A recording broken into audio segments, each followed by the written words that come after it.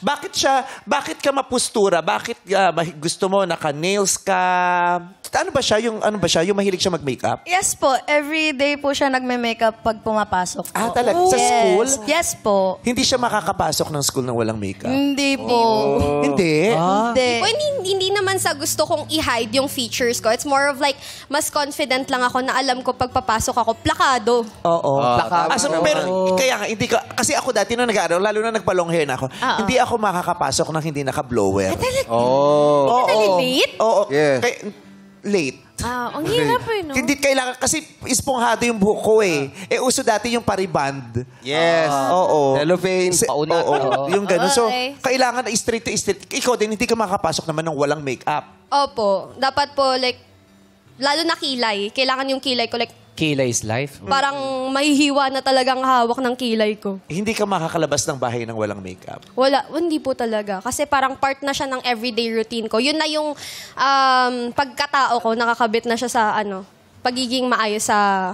Oo, mahilig ka Katawan. magpostura. Hindi naman yan, hindi naman ba yan yung tag dito, pag-cope mo sa insecurities mo? No po. Kasi kung lalabas naman po ako, hindi naman po ko yung parang nahihiya ako or like feeling ko hindi ako yon. Mas feel ko lang na Presentable. okay, parang presentable ganun. ako and hindi ako mahihiyang maging confident. Like, mas confident ako. Even with Confidence your boost. friends? Kasi Yes. may nakwento siya nung interview na kahit sa inyong mga kaibigan, hindi siya lalabas ng banyo hanggat di tapos ang kanyang makeup. Hindi siya po. magpapakitang Minimum bare. 10 minutes po yan mag-CR sa amin. Like, every after dismissal, sabi niya, Bax, CR muna ako. 10 minutes? 10 minutes po Uy, talaga. hindi na. Mene. Baka naman minutes gumagawa na ng lang. tubo, kaya matagal. Oo, nagbobomba doon, hindi mapalubog. Diba? O, Tubero baka na tubero naman to.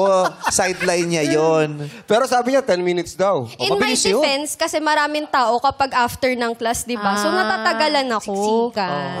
Siksikan. Pero mabilis ka lang mag-makeup. Ngayon po, medyo.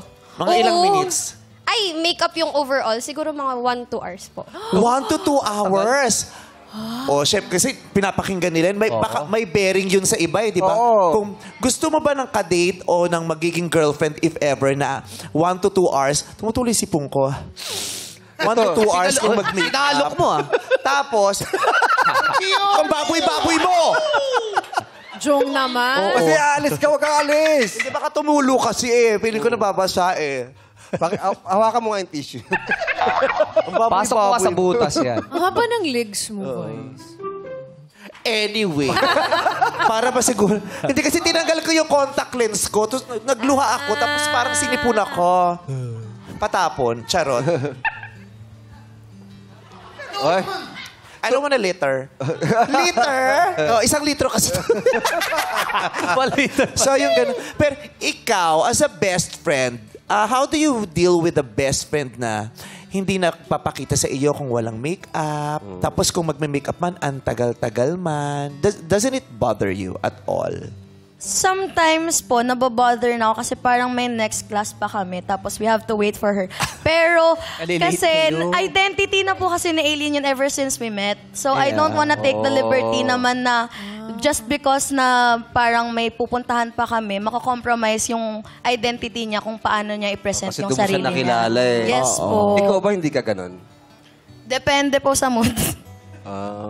Ano ba mood mo ngayon? Ito, bebe.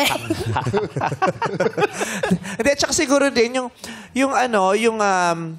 influence ng society, 'di ba? Katulad 'yon, pag narinig mo sila, 'di ba, halos pare-pareho sila magsalita.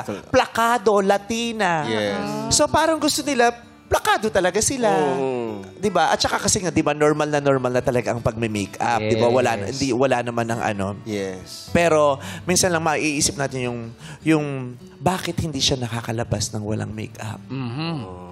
Diba? Yung ganun, maaaring yung iba, hindi natin pwedeng ma-judge yung tao na ito hindi ba kalabas ng walang makeup. Kasi maaaring yun ang pamamaraan niya para makasurvive sa lipunang mapanghusga. Correct. Diba? Kasi diba, ang double standard ng mga tao sasabihin, you should be proud of who you are. Yeah. Diba? With or without makeup, you're beautiful.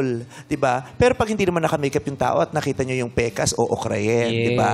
Pero pag nag-makeup pa rin siya, may masasabi pa din. Yes. Diba? Hindi mo na namin malaman talaga. Sa lulugar diba? Diba? Diba? Yung sasabihin, mahal ka namin kahit wala kang wig. Correct. Pero pag tinanggal yung wig mo, paglalaruan ka. Yes. Yeah. Diba? Yung ganun. Kaya kanya-kanya tayong pamamaraan to cope at kung paano tayo makakasurvive dito sa sobrang wild na lipunan. Diba? Yeah, Kung di ka makakalabas ng makeup at nagpapalakas ng loob mo yan, ng confidence mo, go. Correct. Pero, hopefully dumating ka sa panahon na yung may makikilala kang tao na kahit wala kang makeup, you won't care anymore. Tama. Yung parang maano niya yung confidence ko. Yes. Parang hindi bagay yung tugtog. Kasi mapuso di ba? Oo. Parang mapuso. Parang cheer yun Parang mamaya pa Walk tayo with sa ganyan. confidence. Mapuso tayo Ba, di ba? lalaki. Oo. Oo Ayan. nga. Inspiring kasi yung chika natin Ikaw pa na-experience mo na yon, yung may nang sasabi sa ng mga ibang tao na Parang kinukutya. Kasi nung bata po ako, hindi po ako ganito ka postura or maalaga sa katawan. So, yung expect nyo na po yung itsura ko nun, parang hindi talaga ganun ka-presentable. Tapos, lagi po akong nabubully because of that. Oh, see? May pinanggalingan siya. Hindi siya basta gumising ng isang araw. Gusto na ko na plakado ako at hindi na ako lalabas. May pinanggalingan yan. There were people in the past who made you believe na hindi ka maganda nung wala kang makeup. Opo. And I was like on a heavier side din noon, time na yon, more than now. And naka-apekto talaga yun sa confidence ko. Pero nung na-introduce ako sa makeup, doon ko na ay, okay naman pala ako. And hindi dahil sa wala akong makeup, it's just that kailangan ko lang alagaan yung sarili ko para hindi nila mapa-feel sa akin na kulang ako or like may hindi maganda sa akin dahil hindi ako kasing nakaayon sa kung anong itsura ng maganda sa society natin. Yes. Pero Eileen, halimbawang magkaroon kang boyfriend at sasabihin niya, mas gusto ko wala kang makeup, mas gusto ko yung natural beauty mo. Pagbibigyan mo ba siya sa ganun?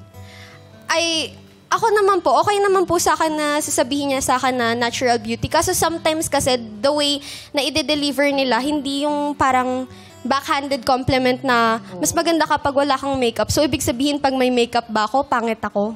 Oh. Dapat tanggap niya po ako either way. At saka you cannot impose Hindi mo pwedeng hindi mo dapat sabihin dun sa partner na mas maganda pa sa akin kung wala kang makeup, kaya dapat hindi ka mag-makeup.